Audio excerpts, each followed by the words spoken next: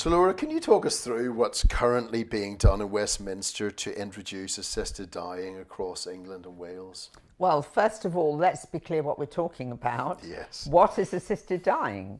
That's a euphemism to cover assisted suicide and euthanasia. And the difference is, with assisted suicide, somebody, and in this legislation it's suggested it's a doctor, provides the means and helps the person to end their own life. And with euthanasia, the doctor, usually the doctor, but it's sometimes a nurse, takes the active step of injecting lethal substances to end a person's life there and then.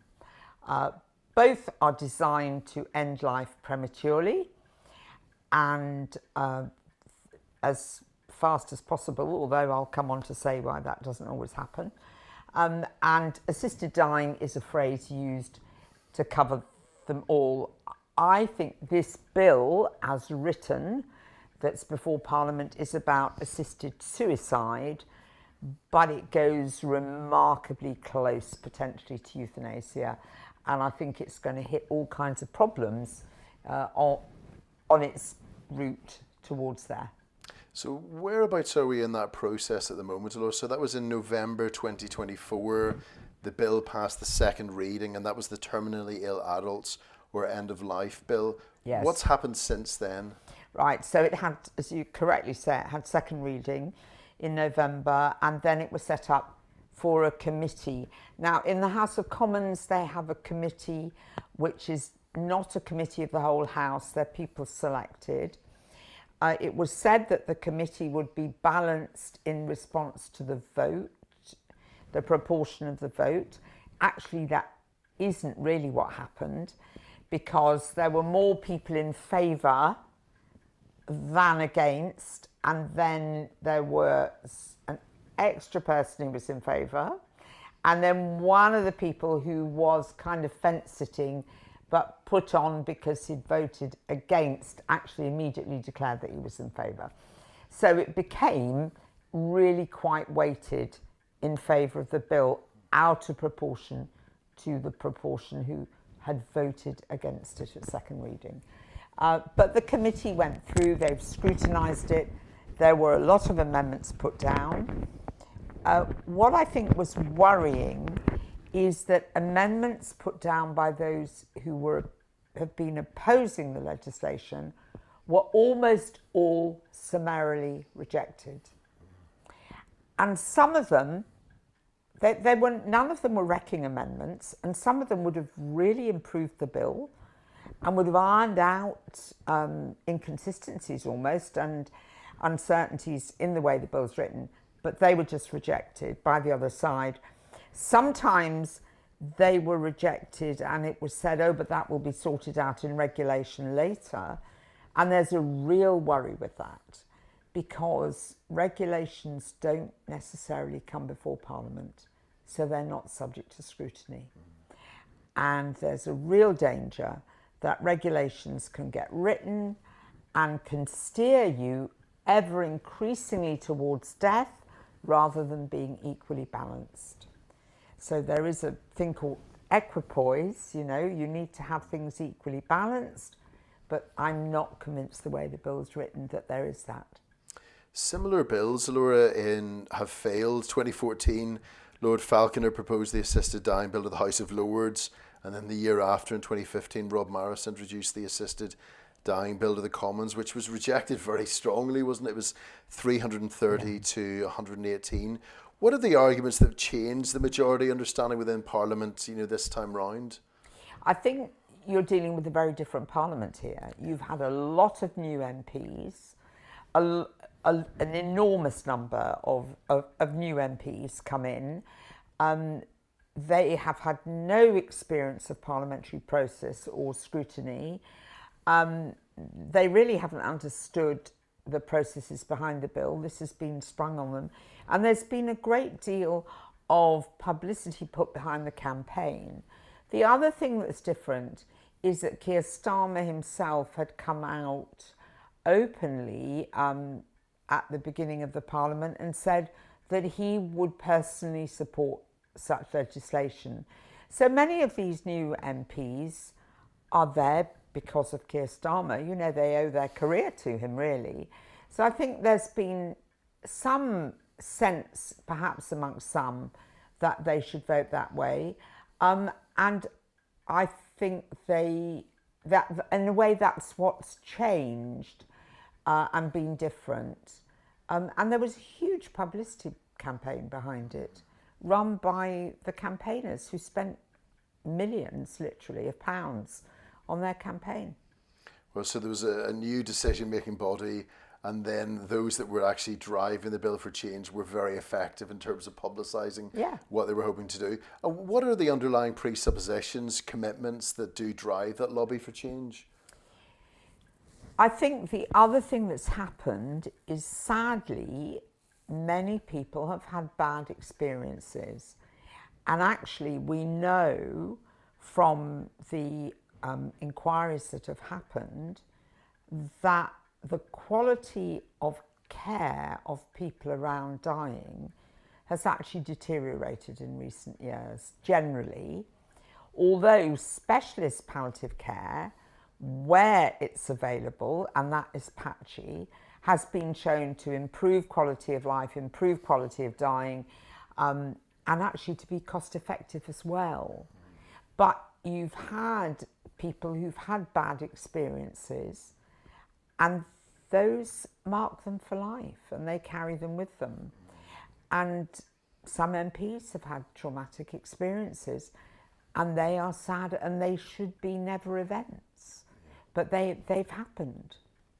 So I think that also has been an influence. And hospices, because they've been short of money, and they're in the voluntary sector, rather than being able to expand, some of them, because they're running out of money, have had to shrink their services. So I think that's an additional source of pressure. And I think that palliative care has not been very good at publicising how well it can do.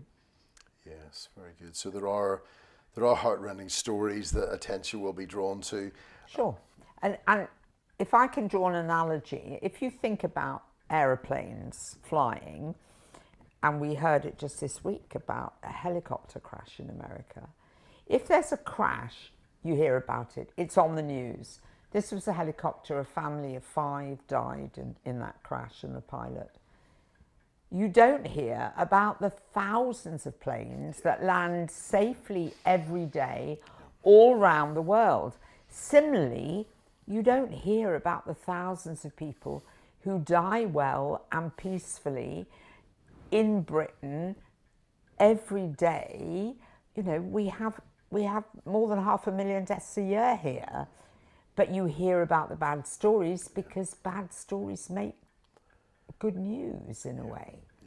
Yes, and so those... Not good news, but they make the news. No, they make the headlines, and they are actually like the marginal cases in a sense. So they could be sort of put up as being, oh, this is typical of what happens, whereas actually they're a very small number of marginal cases. They are. And the other thing about these cases, and I've looked at the ones that have been spoken about in Parliament and in public, they're nearly all bad care.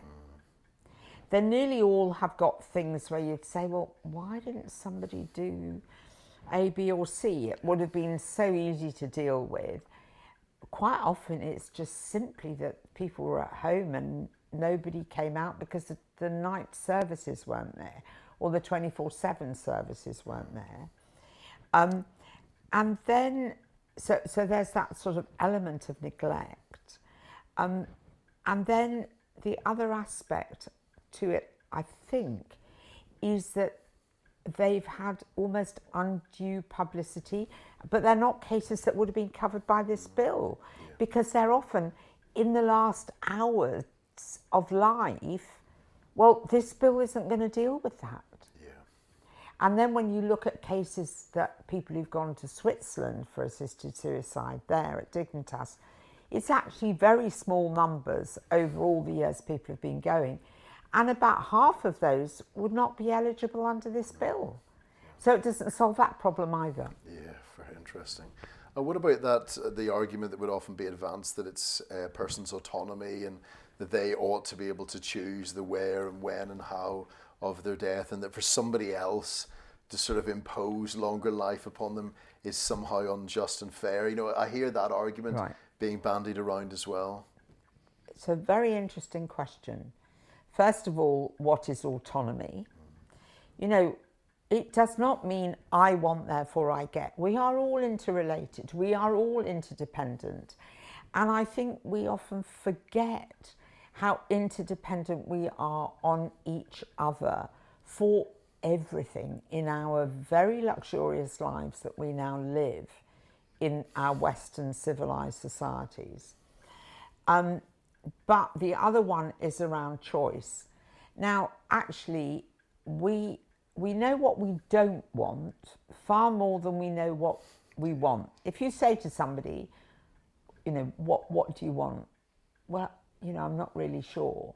But I know what I don't want. If it comes to dying, I don't want to die at the roadside waiting for an ambulance that doesn't come because the waits are so long. I don't want to die on a trolley, in a corridor, in a hospital with nowhere for even my relatives to sit down. But I can't predict what my needs are going to be. So really, what do I want? I want somebody to respond rapidly to my needs, whatever they are. Yeah. So this issue about choice is a complex one, because the other thing with choice, if you're going to make a choice, you must have accurate information to make that choice. Yeah. Now, if you're going to choose the biggest thing that you could possibly do, which is to end your life, because boom, that's it, you must have accurate information on which to base that. You must have the mental capacity to take that decision, because it's the biggest decision you could take, and you really must be doing so of your own free will. So if I can look at each of those, if I look at the facts, prognosis, well, we're absolutely hopeless at prognosis. You have a 48% chance of being right over a prognosis of 6 months. It's even less if you're going for a year to predict a year. You just can't tell. We know that there are diagnostic errors. From post-mortems, about 5% of people died from something different to what was written on the death certificate. There have been diagnostic errors in medicine. We've all seen them. So, you know, just those precepts alone. Then if we look at pressures and coercion, the Oregon data is interesting, because over 50%, 58% in the last study showed that people wanted to go for death because they felt a burden. Yeah.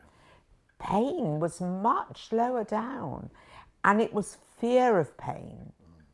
So fear of what might happen is also a powerful driver. I'll have to say, from my experience of many patients, when you say to them, what are you frightened of? They will tell you what they're frightened of. And most of the time I'm saying to them, but that's not going to happen to you. I have no reason to think that that will happen to you. And usually they'll say, well, you know, but I was worried because that happened to my mother or my father or, you know, my aunt or uncle or something who I saw dying. Well, there's no reason to think that that's going to happen. So it's an unfounded fear. And then there is the problem of mental capacity, and your ability to make decisions is affected if you feel depressed, as well as if you feel under pressure or coercion of some sort, as well if you're frightened. Medication changes your ability to think well. Many patients are on doses of steroids, and they've become very emotionally labile. That affects their decision-making ability for really major decisions. And then the other one, of course, is voluntariness and coercion. And coercive pressures are subtle. I spoke about feeling a burden. You can just see how many people say, well, I don't want to be a burden to my family. I don't want to be a financial burden, my care costs and so on. And all of these things skew your decision making. So talking about autonomy and choice in isolation is in some ways a fallacy.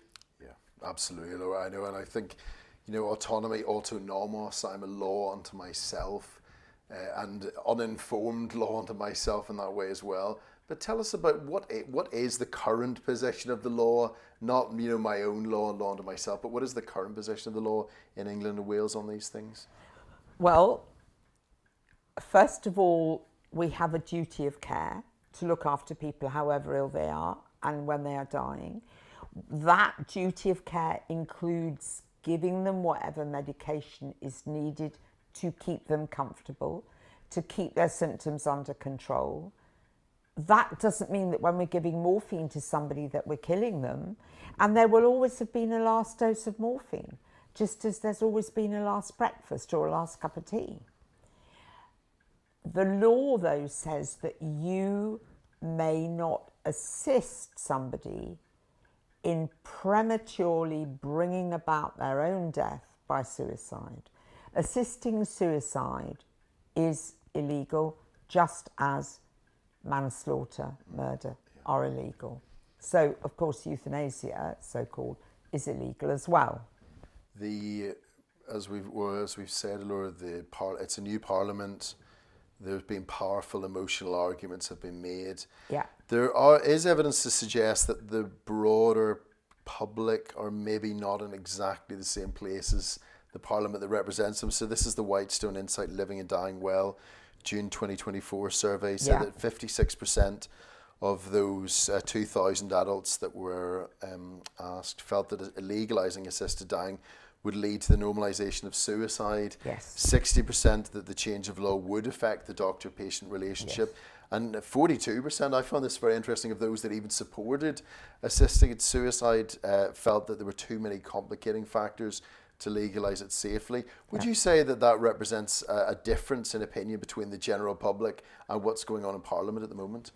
I think when you look at the split of the votes, actually, the parliamentarians had really tried to think about it hard beforehand. But I think it also illustrates the problem that what you think might be a good idea in theory, when you look at the actual practice and what's involved, you go, oh, perhaps we're safer off not changing the law. Yes, yeah. Campaigners assure us that very rigorous safeguards will be put in place, which would prevent there being a widening of scope or proliferation of cases. What could we say? I mean, we've sort of, you've mentioned Oregon briefly. What other jurisdictions could we look to sort of model how things would be likely to play out from here? First of all, they're not safeguards. They are vague qualifying conditions. The only one that's rigid is you have to be over 18, but actually the doctor can discuss it with teenagers who are under 18. So it's like saying, okay, well, you could have this, you could end your life, but you've got to wait for your 18th birthday. But the others, prognosis, defining that somebody's terminally ill, loads of people know somebody who has vastly outlived their prognosis. Yeah. And by not only weeks, but by months or years. My own mum was thought to be dying within a few days to weeks. 4 years later, she was at home. She'd come down to stay with us in Cardiff. We'd been out, all kinds of places. She'd seen her great-grandson born. Things that she would never have envisaged could have happened. And she said they were the richest 4 years of her life. You just can't tell. That's very powerful, yeah. But the problem is that the way the bill is written, it's pretending that these are safeguards and they're not. The test for mental capacity is far too vague. There's really no rigorous scrutiny of diagnosis the way the bill's written. There's lots of room for error. So I think it's very dangerous. Of course, the wording of the bill itself they're saying it can't be changed. Well, of course it can be changed. You just bring forward an amendment in another piece of legislation. Yeah. And the regulations will be where the devil sits, because the devil's in the detail. And the way the regulations are being proposed, the majority of them will not come before Parliament to even debate. The drugs used have never been assessed or licensed for the massive overdose of drugs. People think it's 1 or 2 tablets. It's at least 100 massive overdoses. It's like saying, well, taking 2 paracetamol is safe, therefore you can take 100. No, you can't. 100 is lethal. 2 is safe. And there hasn't even been research into how these drugs actually end life. It's not even been looked at properly. So I think there are all kinds of dangers in there. When you look at other countries, even Oregon has changed its legislation. It's removed the residency restriction. It's shortened the cooling off period. Your time for reflection is shorter than your time for reflection if you buy a fridge. If I buy a fridge and I don't like it, I can send it back. 2 weeks to take it back. Yeah. Yes. Yeah. But they've shortened their time. Canada is out of control, really out of control. You've got deaths for social reasons. It's quicker to get approval to have your life ended, and there it's mostly euthanasia by what they call medical aid in dying, or MAID. It's quicker to get that than it is to get benefits if you're in dire financial situations. There are people who've been homeless who've been approved for MAID. There's a woman with children, a single parent, who was approved for MAID, and she was told she could have that in 3 months, but it would take many more months for any benefits to come through, and her business had folded, and the kids would be adopted. And you just think, what is society doing here? It's extraordinary, Ilora, isn't it? It's extraordinary. There seems to be, I came across, these are horror stories. You don't really know whether to laugh or cry at some of these. There was one, Alan Nichols, this is 61 with hearing loss, whose family said afterwards that the hospital didn't help him understand the process at all. Michael Fraser, whose death was approved by a doctor, citing the fact that he had trouble paying his rent. Amir Farsood, who suffered from back pain, depression, anxiety. When the house which he was renting was put up for sale and he was unable to afford other accommodation, he was approved for MAID as well. So it's an extraordinary position for society to be taking. So just for us to clarify then, the arguments which have been put forward have drawn on the strong emotional arguments of what really are marginal cases.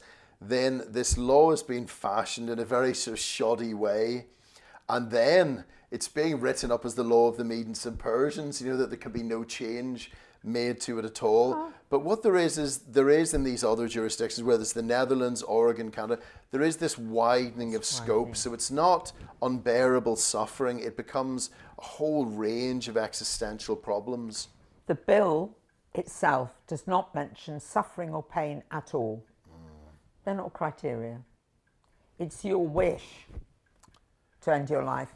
Now, what about, a lot of people have been worried about people with anorexia nervosa, young women. And there's a lot of dispute over the management. We know very well, if you look after young women who've got anorexia and you look after them well and early, they come out the other side. If they don't get the care and treatment they need, they can become suicidal and they will die because they haven't got the care and input that they need. But there are many, many women walking around in this city and all over Britain who are doing extremely well but have a history in the past of having had anorexia. Now, during that time, I think they would be deemed eligible. There is an attempt to put in an amendment to exclude people with anorexia, but what about the complications of the condition? You know, what about the severe malnutrition? What about when they're so sick that refeeding would harm them? I can just see how people would find ways around it. Yeah. And what about when they get pressure sores? You know, pressure sores can be fatal. Yeah. They often are, particularly if you're malnourished, because they don't heal properly. Yeah, it's very difficult to see how the brakes can be put on things, isn't it, Ilora? And the way in which the only models that we have for how these things are likely to play out are catastrophic, really. You know, there's another survey done in Canada.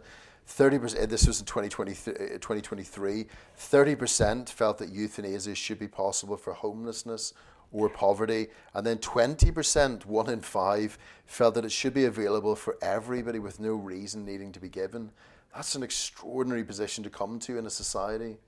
I think that is one of the most worrying things, that the society has in effect abandoned any sense of community and caring for each other, in feeling that, well, these people's lives are disposable. Let's get rid of them. And I mean, that there's an irony. You know, we don't have capital punishment. A lot of people would want to bring capital punishment back, and you only have to think about a case that's been in the news this week, where, you know, a lot of people would say, well, actually, there should be capital punishment, and yet we're wanting to permit people to have. We're saying that ending, you know, deliberately killing somebody is a medical treatment, and I don't think it's a medical treatment. I think doctors should be actually forced to have to care for people. Yeah. And not opt out, not take shortcuts. It is hard work providing good care, but you need to have those tram lines that when you're tired, when you find perhaps you don't like the patient who's in front of you, perhaps you find the family difficult, perhaps you've got other things going on in your own life, you need to have to look after that patient in front of you. And those tram lines are a safety mechanism for society, and we're going to take those away. You've said, Ilora, that it's, and after many years as a leading medical practitioner, that it's a myth that assisted dying is needed to avoid dying in pain. How is palliative care, in your opinion, a better option than the assisted dying, assisted suicide, which is being proposed at the moment? I've become aware when I was a junior doctor, naively, I thought, well, you know, this would be quite a good idea. And I saw lots of people being managed very badly before I learned anything about palliative care at all. And Cicely Saunders, and a short course I went on at St Christopher's, was in a way a turning point for me in realising, no, you can just redouble your efforts and you can get on top of symptoms. And you need to pull in other people. You need to use nerve blocks and palliative radiotherapy, and it might be a little bit of palliative surgery. Rapid, quite quick and easy, will sort out a problem, and people can go back to living again for however long they are going to live. And we are all going to die. You know, dying is ubiquitous, death is ubiquitous, yes. Dying patients are ubiquitous.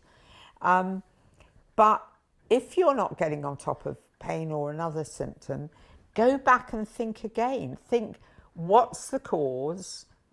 Have I got the right medication at the right dose, at the right time? Is there something else? Ask somebody else. Take a history again. Look at things again. And in fact, over the years, I would say that whenever I felt stuck and thought, well, you know, we have intractable problems, actually we haven't. We just had to go back and re-diagnose, find out the cause and manage it and get on top of the symptoms. Yeah, and palliative care doctors are broadly opposed to assisted suicide. Yes. Do you think it's an either or, or, you know, if we do continue to go down this road, which we're on at the moment, that will necessarily mean that the funding, the research, the support for palliative care will drop off? The evidence is from across Europe. There was a study done of countries that have gone down this road versus those that haven't. In the countries that have not legalised any form of assisted dying, the progress of developing palliative care was much faster than in others. Now, palliative care has developed all around the world because we've had huge international education programs to try to improve care. We've persuaded governments to allow morphine to be prescribed for pain and so on. So those have been major advances in places. But actually, you don't develop palliative care faster. And those countries that have gone down this road, apart from Switzerland, and I'll come on to that, have dropped in their world rankings from over time. They seem to have deteriorated. Switzerland is different because it isn't part of their healthcare system. They have these death services which are completely separate. And I think they haven't contaminated their clinical care. How do you think assisted suicide would reconfigure the doctor-patient relationship? Oh, I think in an NHS which is under pressure already, where people are already exhausted and demoralised, it'll become the quick and easy option. I'm afraid for many clinicians, I think they think, oh well, you know, they're wanting it. I'm not, why should I struggle to dissuade them? Let's go through the assessment process and fine. And I think there will be a lot of people who will end their lives prematurely because they really didn't know what other options were available. They hadn't experienced the care that they needed. And I worry that it'll be used as a financial expedient, actually. Where do you see the legislative process going from here, Ilora? How do you imagine at this point in the day that things are going to play out? Well, they're going to have report stage, which is the next stage in the Commons. That's to the whole House. And then they will have a vote at third reading. If they approve the bill at third reading, it will then come to us in the House of Lords. And we will go through the process of second reading, committee stage and so on. We will certainly try to amend the bill as much as we can. I think the decision as to whether the bill progresses or not will though be with the Commons, because there is a principle that the House of Lords doesn't at the end of the day throw out things that the Commons as the elected chamber has approved. So I think, you know, that there's a lot on the shoulders of these MPs. At the moment, this bill has got so many flaws in it. I think what the best thing they could do would just be to chuck this one out. And if, as a society, people decide they want to have a system of assisting suicide, then come back with a model which is much nearer Switzerland, which keeps it completely out of healthcare, where the assessments are properly monitored all the way through, that they can be audited and looked at, that questions can be asked, and that there is open scrutiny of all the deaths. That would certainly be safer than what is proposed, which is 2 doctors behind closed doors in secret signing something off and then getting the panel to effectively just endorse their decision when the panel isn't going to scrutinise the person. All they have to do is listen to the person, but that could just be a telephone call. You don't even know who else is in the room with the person when that call's made. This panel has no powers of scrutiny. It has no powers to call evidence. It has no inquisitorial powers at all. So I think it's a bit like wallpaper. Yeah, wow. Just shifting gears, Ilora, slightly from the legislative and the medical. I'm a minister in the Church of Wales, so my interest is coming at it from a slightly different angle, from the Christian perspective, and ministering to people, you know, a lot who are dying. One of my reflections is just this like shift from the marginal case, which is used to drive something through, to then the much broader existential angst, fear, anxiety, all those things. And just what that says, the indictment that is on Western civilization, on Britain, that there are so many people, we minister quite widely across Cardiff, and the people that come from all across the city. And there are so many people who feel that that whole story that they've been sold for 60 years, we've all come from nowhere, we're going nowhere, just make the best of it in between, and that you can do that with the tools that you're given. It just isn't good enough. It might work in some places where people are privileged and have the opportunity to do that. The vast majority of people just don't have that.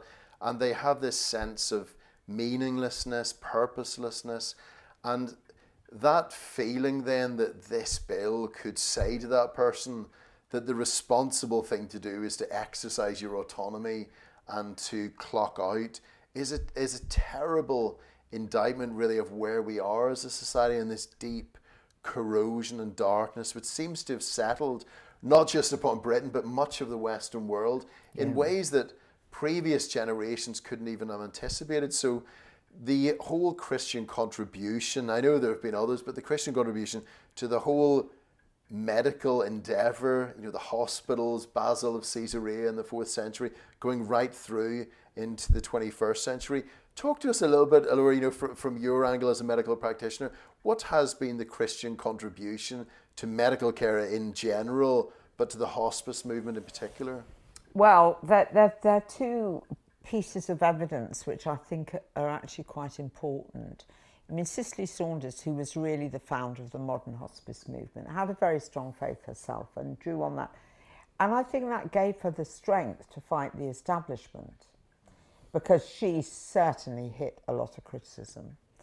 And many of the people who set up hospices had a faith that helped secure their energy to, again, break the mold, do things differently, not give in to the political pressures of the day.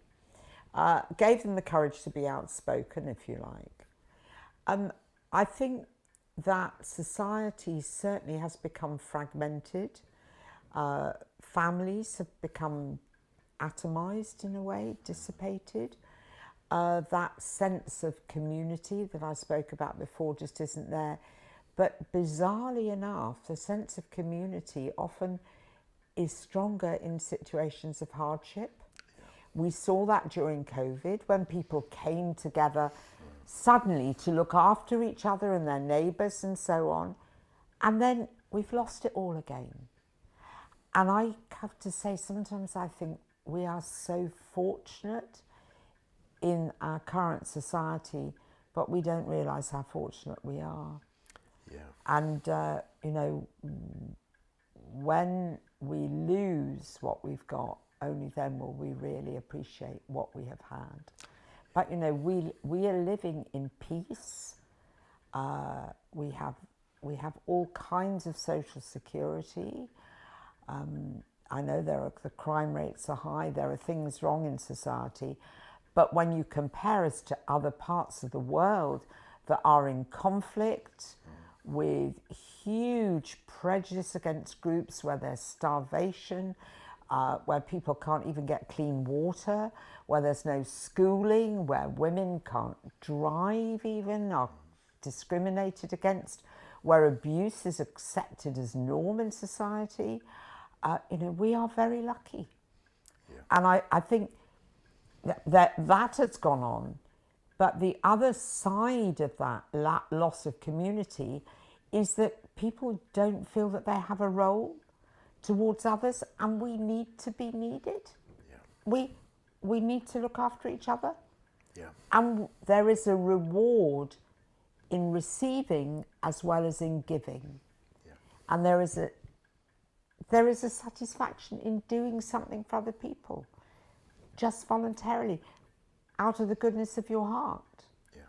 But when we start to devalue those interactions, we can leave people feeling worthless, unwanted, and that actually they'd be better off dead. Yeah, absolutely. It's amazing the way in which, looking back, reflecting on the darkness of his own country, Alexander Solzhenitsyn, remember he looked back in in that famous Templeton address and said that, the reason for all of the darkness, all the, the catastrophe, the loss of life, and incredible things that happened in Soviet Russia was simply because men had forgotten God. And certainly as like a Christian minister, I can see there's so many different symptoms of that just same underlying reality, and the deep foundations of life in not just the Western world, but right across the world, to which more and more writers, even from the outside, so not even necessarily Christians, or certainly not Western Christians, are seeing that almost every aspect of Western culture and civilization that we've taken for granted, whether it's medical care, literature, human rights, dignity, all of these things have been the distinct contributions to the Christian church. So it feels today as if so many people are sitting on a branch, sawing the branch which they're sitting on at the moment, not realizing that when that branch breaks, that all there really is below that is darkness. And that deep origin, in which in the Bible, in which Jesus Christ is saying that, the universe, each one of our lives come about from the overflowing love and kindness of the Father and the Son and the Holy Spirit, making us to bring us into their life, to share that life, to be a part of that forever. That's an incredible vision of purpose, of destiny, of who we are, and our innate value and worth, rather than something which is pragmatic or just based upon my contribution to society or how much I consume. I think a lot of people, when they're very ill, question their whole meaning, the meaning and worth of their own lives. And they suddenly realise that they have not been in control. Yeah. And that living with uncertainty is something we do every day. And we think about control, and it's a fallacy. We get cross if the bus is late. We get cross if the train is late. Well, so what? We got there safely. But actually, we do not control the really big things that happen. When we become ill, we don't choose to become ill. I have never known a patient say, I want my cancer to come back again, or I want my motor neurone disease to progress more quickly. I've known thousands of people who said, is there anything that would slow this down? Give me a bit more time. And what I find really interesting is that a lot of the pressure for changing the law is coming from people who are fit and well. Yeah. It is not coming from people who are very ill already. And we've heard of some amazing people who have been very, very severely ill. Look at the rugby players who we've seen, and who have valued every second with their children, with their families. And those children have the memory of those important times as well. And I think that's what we also forget, is the heritage of the way that we live our lives, we hand on to others. Yes, and it's extraordinarily unthought through position, and like dots not being joined up at the moment, Laura. That's what I struggle to get my head around, because even the description of it all, in terms of terminal, end of life, almost nobody believes that. So there's very, very few people I genuinely find who think that death is the end of human life. All kinds of world religions imagine things after that. And even, taking funerals quite often of people that have no religious background whatsoever, they have some vague longing or maybe wishful thinking for something beyond that. But to simply say that, this is the end, that a person can actually end their lives without giving it serious thought in that way seems an extraordinary, unthought through way of even proceeding with the whole discussion. It feels very utilitarian. Yeah. And to say, right, this is it, and cut time off, and fine, if you decide really, and that is what you feel. The problem with this legislation is you're involving other people in that. You are involving other people in bringing about your death. Yeah. So, we decriminalise suicide, and rightly so, because it is tragic. And of course, you can't, if somebody's dead, you can't have a case against them. And if they attempted suicide and they didn't die, how cruel to try to prosecute them for their extreme distress. So completely inappropriate. But that's different to assisting somebody. And to date, we have suicide prevention policies across society. But if you look at those countries where they've changed the law, their rates of violent suicide, i.e. unassisted, also go up. So the number of, well, in Oregon they use guns usually because, guns are rife in America. We know we have an awful suicide rate already amongst farmers, particularly in Wales. We have a high suicide rate amongst doctors and vets and other healthcare staff. But what we're saying here is, but there are some people where we'll assist their suicide. So what do we do to suicide prevention policies? And what is this change in society that thinks that ending life is a solution to a problem? Because for those left behind and bereaved, it isn't. And we're hearing more and more, for example, from Australia, I've been hearing about people, particularly young people with complicated grief. All those, if only, I wonder if we should have tried something else, should have had another conversation, I wish I'd asked about one thing or another. Those kind of if onlys that eat into you. I was very struck once in the Netherlands. I went on a bereavement visit with a GP to a woman whose husband had had euthanasia the week previously. And the whole of the consultation was this woman expressing regret that they had the euthanasia so quickly. Should they have waited? Was there something else they should have done? And I was sitting there thinking, well, this man was going to die anyway. What was the rush? And if he'd just died gently and naturally, you might have found it much easier to accept that his death was the closing of his life.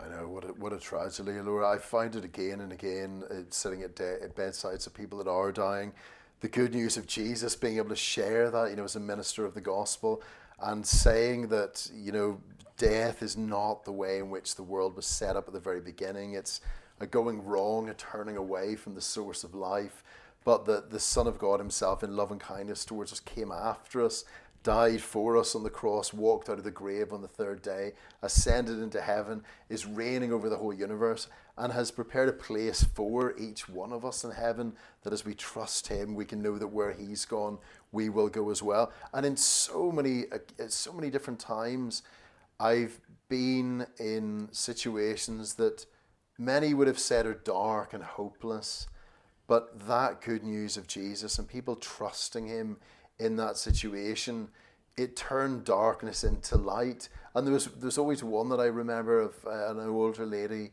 and just as we talked about these things, I read Pilgrim's Progress by John Bunyan, the great old story of the Christian going into the celestial city and seeing, the one who died for him and the hosts of heaven and all that Jesus has prepared for us.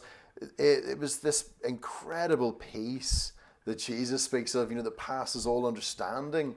And it felt like that room was almost like Jacob back in the Bible in the book of Genesis and Bethel, the gateway to heaven. It wasn't the end by any means. This person was full of peace and comfort and hope, knowing that because of what Jesus had done for her, that the best was still to come.